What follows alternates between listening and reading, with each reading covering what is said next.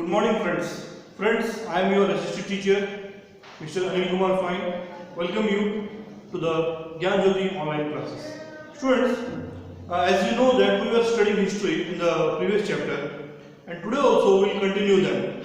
And today the new chapter's name is New Empires and Kingdoms. Students, the name is New Empires and Kingdoms. We will read about specifically about two kingdoms. That is called the Guptas and the Harshavardhana. Students, please listen. Guptas and Harshavardhana. There are we will study in this chapter about the two kingdoms or the two dynasties. Students, so who were the Gupta Empire or how it emerged? We will study them about in detail. So the Gupta dynasty. What should we study about Gupta dynasty? From 320 to 550 CE. One of the oldest dynasties in our country. Emerged in North India in the 4th century AD. Okay, students, in the 4th century AD it emerged. It tried to emerge. It ruled for about 200 years. It ruled for about 200 years. The Guptas were the first to establish a vast empire. After the Mauryans, students, after the Mauryans who were the first empires of our country, so after them the Guptas emerged. And though the Guptas did not directly rule over as an empire, students, though the Gupta did not directly rule over empire as large, that of the Mauryans, how they were doing, the rulers in parts of India like the Deccan and Northeast accepted their sovereignty. The Guptas could establish peace for a considerable period. This facilitated developments in art, science and culture. Students, Sri Gupta was the founder of the Gupta dynasty.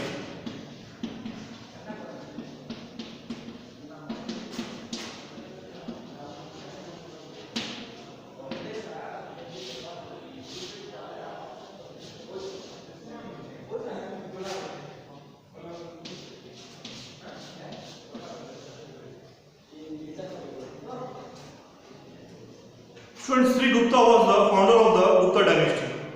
The Gupta rules united most of the North India and maintained law and order in their kingdom. Chandragupta I was the first important ruler of the dynasty. Students, first of all we will know that Sri Gupta was the founder of the Gupta dynasty, but Chandragupta I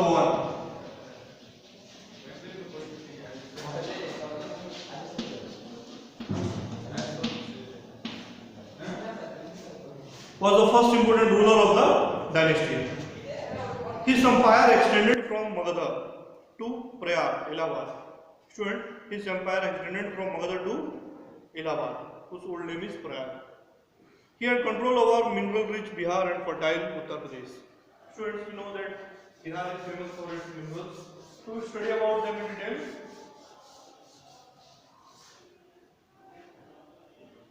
First ruler is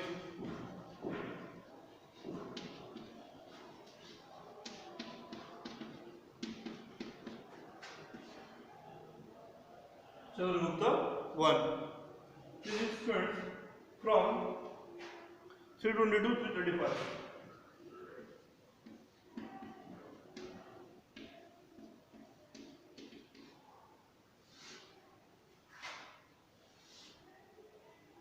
Okay, students. Chandragupta I, we will study about him first of all from 322 to 335 CE. You know, from 320 in the 4th century AD, Gupta dynasty emerged.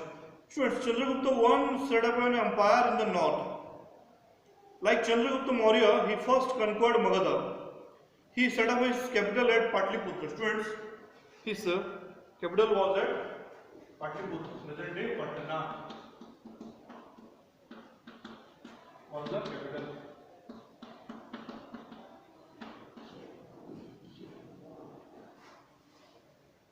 He set up his capital at Patliputra and then consolidated his kingdom in the region. It expanded. Chandragupta I married the princess Kumar Devi. Chandragupta I married the princess Kumar Devi, one of the Licchavi dynasty of the Vaisali in the North Bengal and South Bihar. Students, we have studied about the Vaisali region in the chapter Janapadas and Mahajanapadas. Then students, this matrimonial alliance between the two dynasties, Guptas and Licchavis, brought power and prestige in the Guptas. Chandragupta I eventually assumed the title of Maharaj Dhiraj. Okay, students, then next is Samudragupta.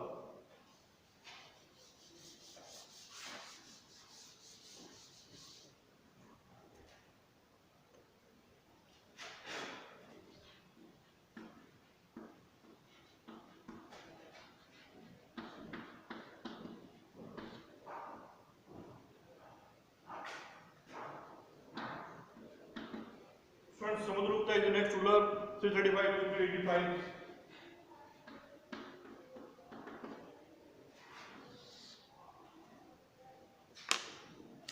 After the death of Chandragupta I, his son Samudragupta extended the throne of Magadha in 335. See, students, Magadha means Bihar, present day Bihar.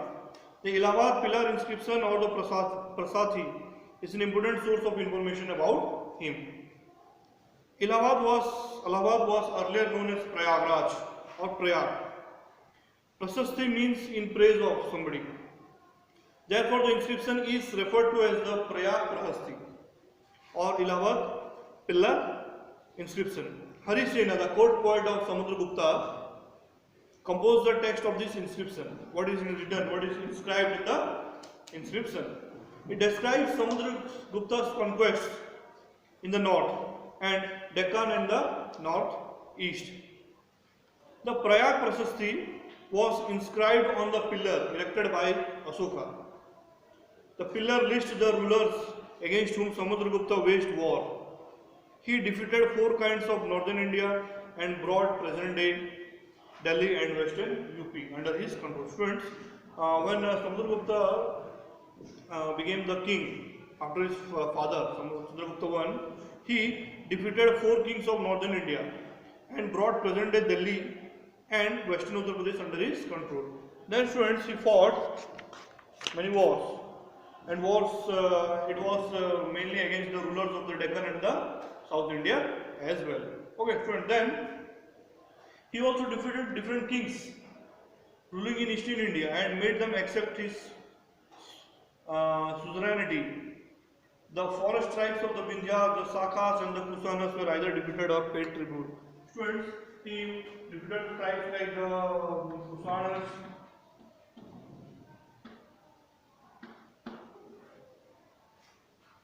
then the Vindhyas, the Sakas,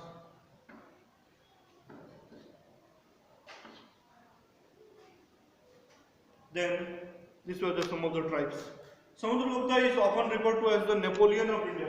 This is the most important line in this chapter. Students, is also known as the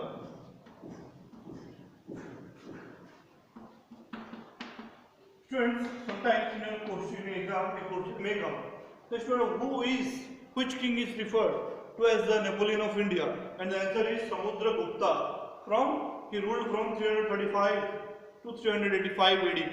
This one is the Napoleon of India. He is often referred to as the Napoleon of India.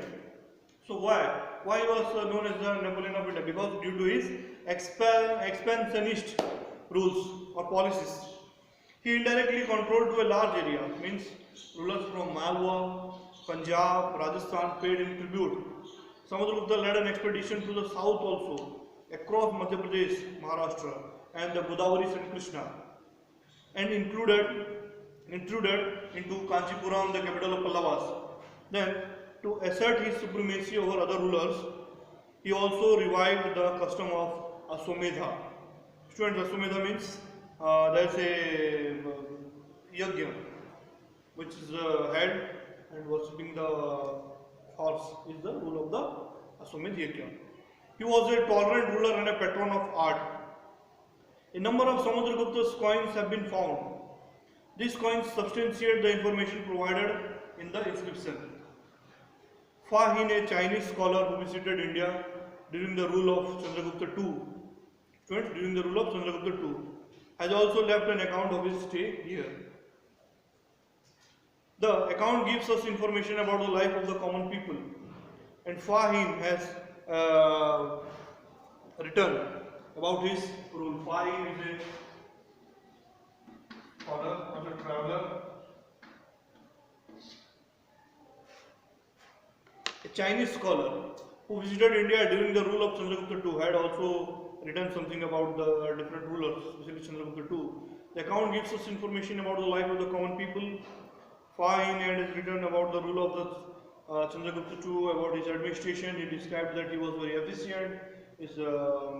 The people, they were very happy, they were very prosperous during his reign.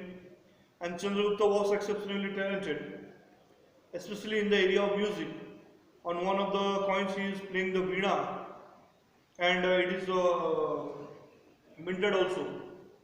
And Chandragupta II ascended the throne in about 375. Students, 375 AD.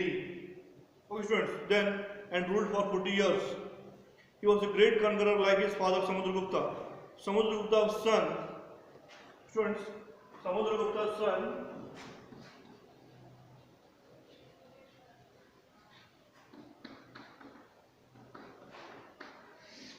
ruled from 375 AD, and he ruled for 40 years. He was a great conqueror like his father Samudragupta. His military conquests extended to Malwa, Gujarat and Saurashtra, which were under the Sakas. He gained control over the three important ports of Western India like the Broj, then Cambay, Sapora, and etc. etc. His reign may be regarded as the zenith of Gupta's power and prosperity. Students, in his reign, Chandragupta II's reign, the Gupta's dynasty reached its zenith. Zenith means, students, top, at the apex level, the supreme level.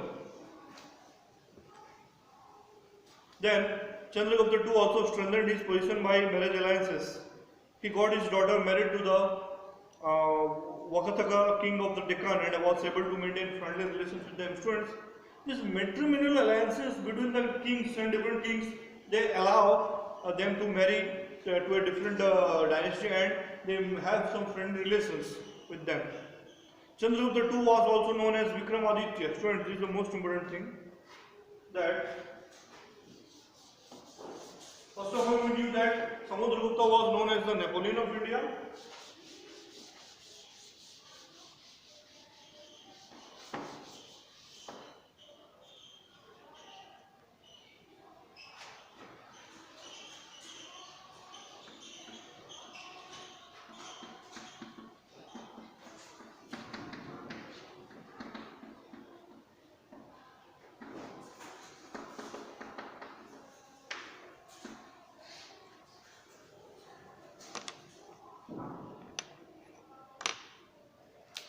Chandragupta II is known as the Vikramaditya.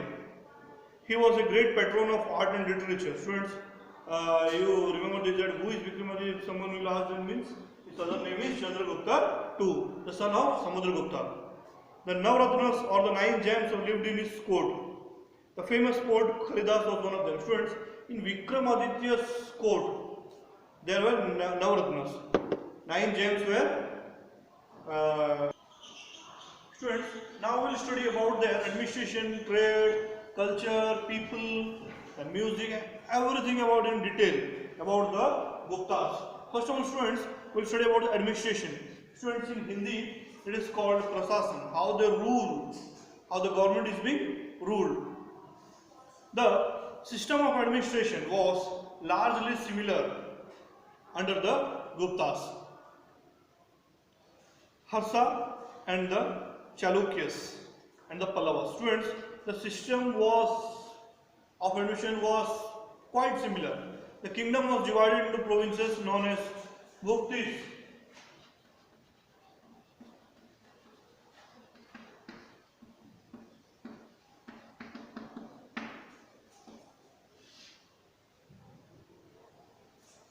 In North India,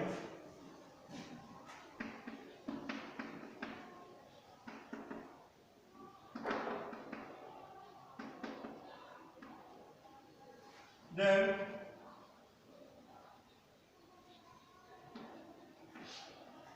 Mandalam in South India. Bhuktis in North India, Mandalam in South India. The provinces were further subdivided into smaller units of district, and the lowest was the village. The king was assisted by a council of ministers. These ministers were very powerful people.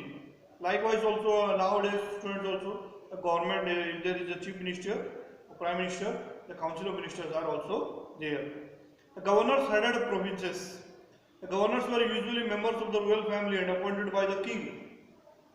They were assisted by a group of officials called Kumar Matayas. The provinces were divided into districts or Rishiyas. The Ayuks means the people who they administrated the districts, the Ayuks. A council assisted the Ayuks. The village elders people helped the village headmen. Local people were asked to help the local administration. This is very easy, students. Nowadays, this is the same thing being repeated. The king ruled the kingdom with the help of his ministers. At the same time, local bodies were also important. This made the officers independent. Evidence about property laws under the Gupta period comes from the Brihaspati. There are several inscriptions and a lot of literature belonging to this period. Besides, they tell us about the local village bodies and village committees. Some of the local administrative practices followed in this period are in effect in the rural parts of our country even today. And then about the salaries, we talk about how they were being paid, how they got the money or the land or revenue, how they take their salaries. The salaries of officers were not always paid in cash. The kings granted a piece of land to the officers and they enjoyed the income of their salary. This also made the officers independent as they did not always seek the permission of the king and whatever they did. As and when the kings became weak, the officers declared themselves as independent rulers. They tried to revolt against the king. Students, then the next section is the society.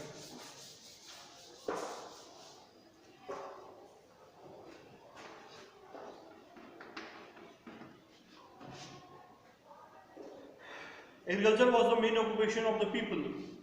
Major part of the state revenue came from the land. Society was governed by a rigid caste system. There were the four main varnas, as you know, the caste, and many castes and subcastes. The untouchable or the chandalas, as they were known, as treated very badly. They were very discriminated still. And then still you can see in our society, they were considered to be impure. They had to live outside the town and perform different menial jobs for the higher castes. Women were treated as inferior to men. They were married earlier and had to face a lot of restrictions. They were not educated and were not allowed to participate in social and political activities.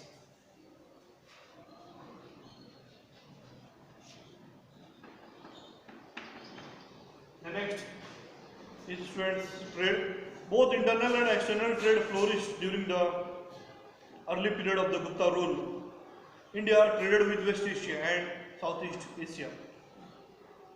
Tamralipti, that is called the Tamlik, a part of the port of the east coast, handled with the Suvarna Bhumi, that is called Burma. Students, the Suvarna Bhumi name is the Burma, the present day Myanmar. And Yadavida, that is the Java and Sumatra Islands, Cambodia, Broj, Sapora and Kalyan, all the ports of the western coast. They handled trade with Africa, Arabia, Iran and the Mediterranean countries. Goods from India that exported were spices, pearls, ivory, perfumes, textiles and precious stones. Then students, it is about the religion.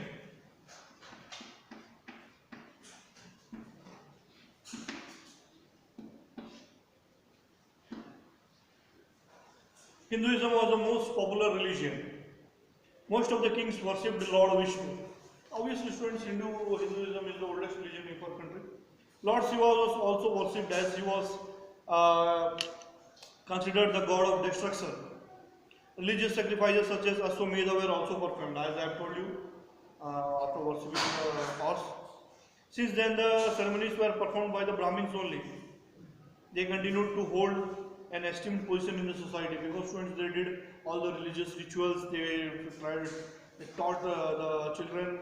They were preaching their ideas. The Gupta's rulers encouraged Hinduism by donating huge sums of the construction of temples. The concept of bhakti or selfless devotion of God gained popularity during this time, during the Gupta time. Then students, the next is art and architecture.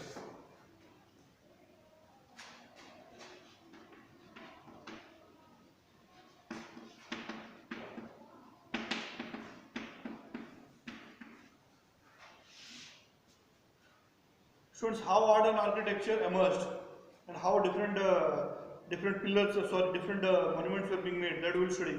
Numerous temples were built during the patronage of the Gupta kings or the Gupta dynasties. The earliest temples were simple, often considering of only one room where the deity was kept.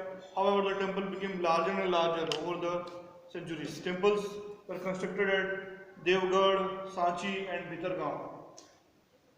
These became very popular as they were constructed with bricks and stones and had beautiful doors. A lot of Buddhist monasteries were also built. The Ajanta caves, student, the most famous one. The Ajanta caves near Aurangabad are on the example of cave monasteries. Ajanta. These were the caves. The caves have paintings of murals depicting events from the life of the Buddha. Students, this Ajanta and Ellora caves, they are situated in the Aurangabad district in the present day Maharashtra. Sculptures also scaled new heights under the Guptas. Many images of the Buddha, Mahavira and other gods belonging to this period have been discovered. The statue of the seated Buddha from Sarnath is one of the finest sculptures of this period. The sitting Buddha.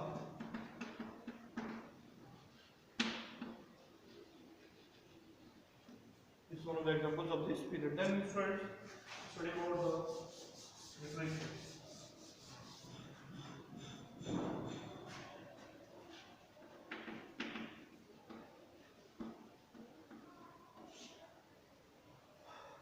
The Gupta kings patronized Sanskrit literature. Kalidasa composed some of his famous works during this time. First it was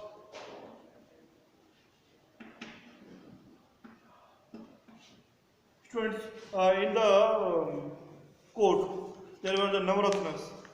The famous poet Kalidas was at that time. This time was the court poet of the Guptas.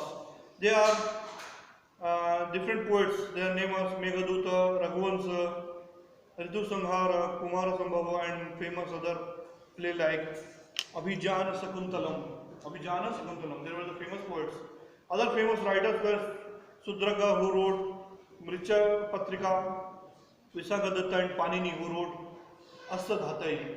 Students, there are some different lot of poets at this time. The famous Panchatantra stories, students, the most important one. The famous Panchatantra stories.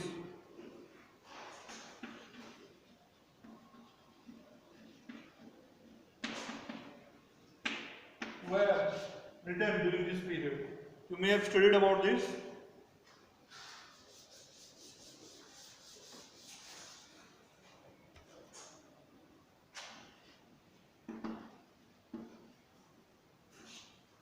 The next subtopic is student in this chapter is the science. The science made rapid progress at this time. Mathematics, astronomy, metallurgy and medicine reached a great degree of advancement. Students, first one is the math, astronomy. Next one is the metallurgy.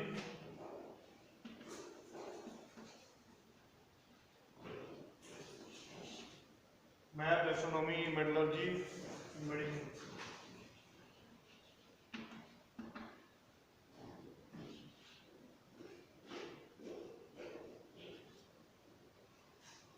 Then this made a great degree of advancement during this Gupta period. Two well-known astronomers and mathematicians of this time were friends. Just look, Aryabhatta. Aryabhatta is the famous astronomer of this time, by which name different satellites have been sent. Then next is Varamihira.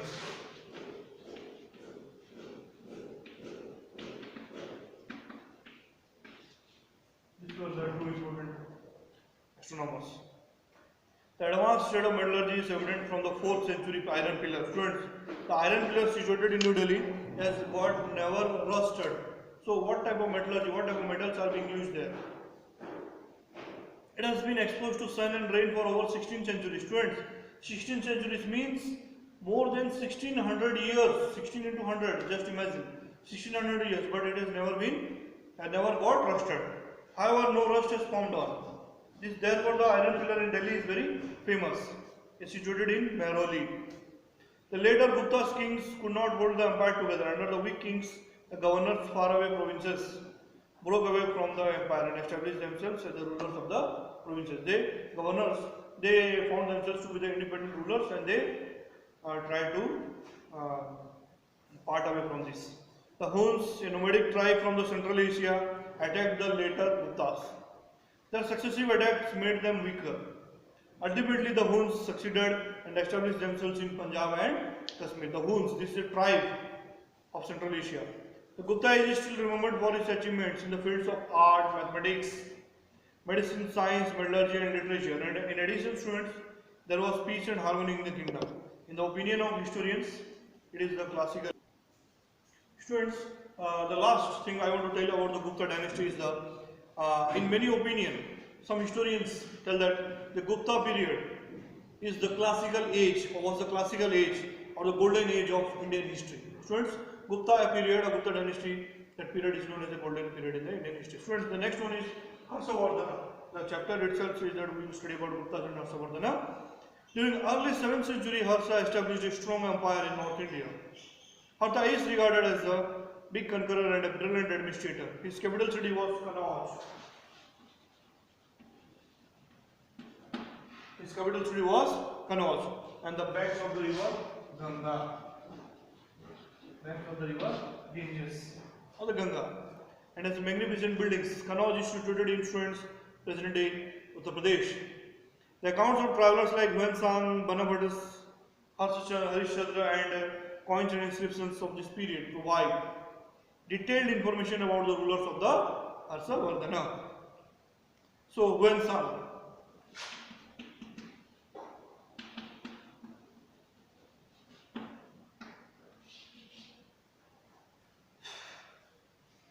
Then Harshavardhana was the younger son of Prabhakaravardhana. Students, his father's name was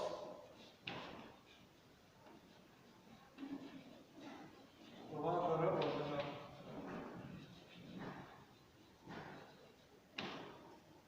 Prabhakaravardhana, the king of Thaneshwar. Prabhakaravardhana died in 605 CE AD. His elder brother succeeded to the throne. After his elder brother was killed in a battle, Harsha ascended the throne of Thaneshwar. Students, Thaneshwar is the present day Kurukshetra.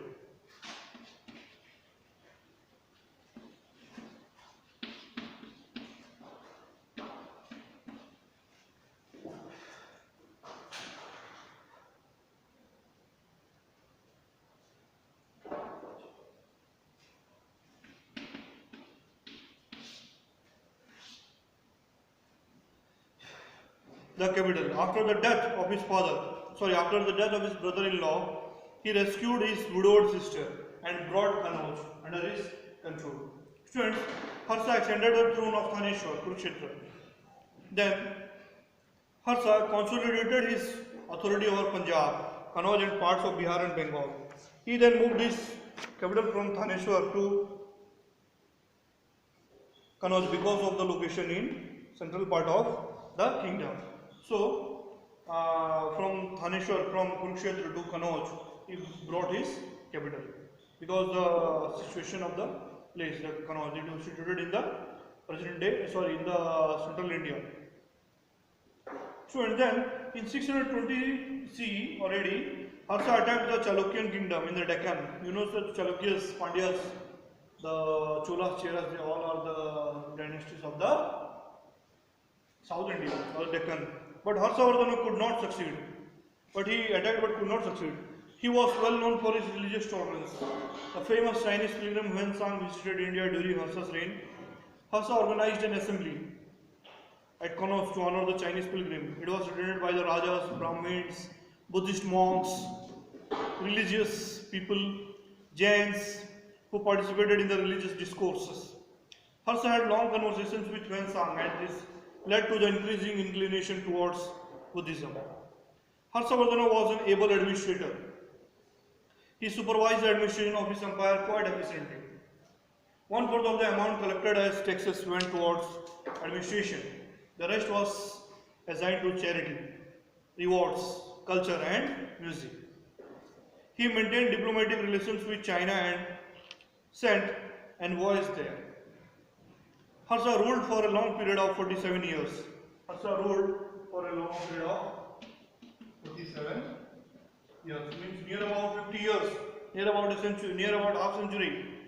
He can be compared to Samudragupta in terms of military conquest and Ashoka in terms of religious tolerance. Because students, you know about Ashoka, I have told you that he became Dharma Ashoka from Chandasoka by adopting or accepting the Buddhist religion. Then he was a patron of art and learning also. He was a good writer himself and wrote 3 plays, that is in Sanskrit named Ratnavali. Friends, he wrote 3 plays in Sanskrit. Ratnavali, Priyadarshika, then Priyadarshika, Ratnavali, Priyadarshika, and Nagananda,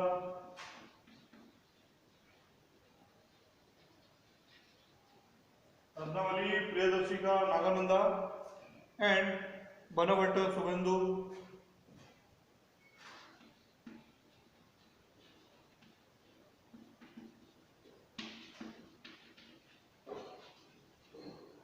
These are some noted poems, noted poems, not poems, it is plays written by Harshavardhana in Sanskrit. He was also gave financial support to Nalanda University, which helped it prosper. Students, you know Nalanda University is situated in Magadha. It is the oldest, one of the oldest university of our country. Students, then we study about the different aspects of his kingdom. And first of all, it is the society.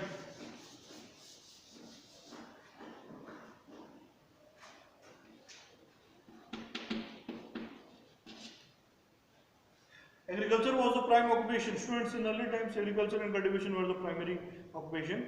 Traders and craftsmen lived in towns. People lived peacefully and were very simple, honest, and hospitable. A rigid caste system was followed. And as in the time of the Guptas, the untouchables, the lower caste people were discriminated. Then administration.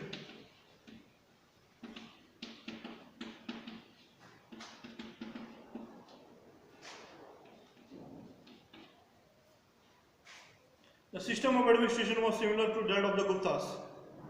Revenue officials were responsible for collecting 1/6 of the produce as land revenue. And the taxes collected were used to ensure good administration, to spend on public welfare activities, and maintain the army and give great grants and donations, and salaries also. After Harsa's death, northern India was again thrown into a state of confusion. Small regional kingdoms came into effect. Then students, we'll study about the Chalukyas.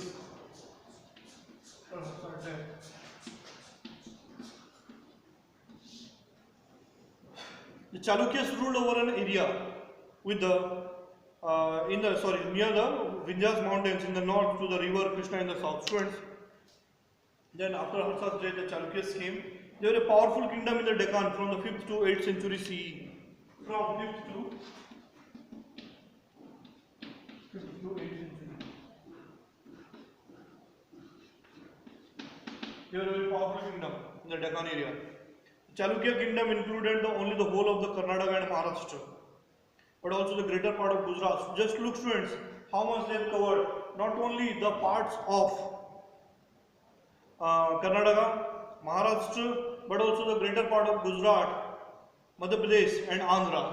Near about 5 states they covered. They covered 5 states. The Chalukyas were engaged in constant war with the Pallavas, and this led to their decline. Pallavas was also a dynasty of the Deccan, or the southern area. The first great ruler of the Chalukyan dynasty was the Pulakeshin I. He founded the Badami in Bijapur district and made it his capital. Pulakeshin.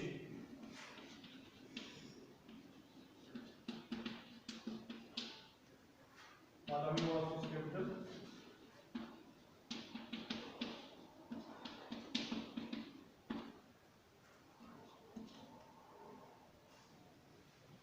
His grandson Pulakeshin II was the greatest ruler of the Chalukyan dynasty. He ruled at the same time as Harsa in the north. He ruled for almost 34 years, consolidated the large parts of the Deccan. His greatest achievement was the victory against the Harsavardhana. He stopped Harsavardhana from going to south from the river Narmada. He stopped him. The Chinese pilgrim Huansang described the administration in the following terms. Now, students, we will study about the Chalukyas.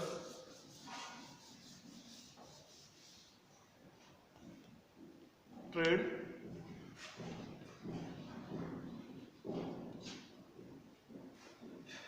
Trade flourished with Iran, Arabia, and Red Sea, ports of Southeast Asia.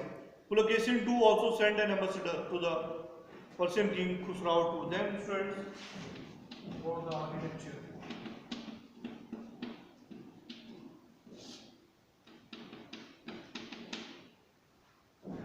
The Chalukya kings were patrons of arts.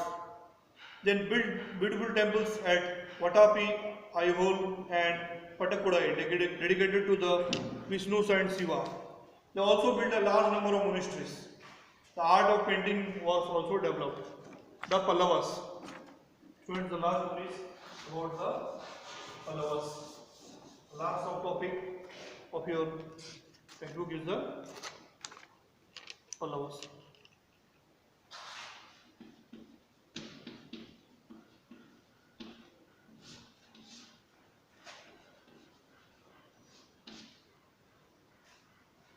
The Pallavas were a prominent dynasty in South India. They established their capital at Kanchipuram, students, in 4th century.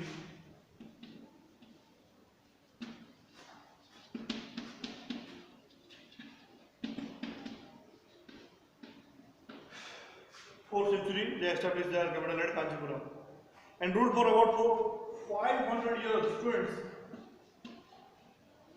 5 centuries. The Pallavas ruled for 5 centuries. Throughout the reign, they were in conflict with the Chalukyas in the north and Cholas and Pandyas in the south. They all were the rulers, famous rulers of the South India. The rulers followed Vedic religion and some of them performed the Aswamedha and other sacrifices. They gave gifts to lands to Brahmins and they were tolerant towards their other faiths. The Pallavas were the earliest to build temples in the south, as they were referred as the pioneer in South Indian architecture. Students, the Pallavas were known as the pioneers in temple architecture or South Indian architecture. Means they started building magnificent temples. The rock cut temples at Mahabalipuram are some other greatest accomplishments. They are examples. Temples were very important places in South India. They were not only places of worship, but also were the centers of social and cultural activities. Fairs and festivals were held there. In some portions of the temple, schools were also being run. The means of transport and communication were poor in this period. People went on the horseback or carts, bullock carts, from one place to another. Yet the Guptas, Chalukyas and Pallavas ruled for long time in Indian history. So students, this was the chapter all about the new empires and kingdoms. We studied about the Harsas, or the Harsavardhanas, Guptas, Pallavas, and the Chalukyas. So students, I hope you would have understood the video. Please watch the video. Thank you, students. I may say goodbye to all of you. Stay home, stay safe. Bye bye. Have a nice day.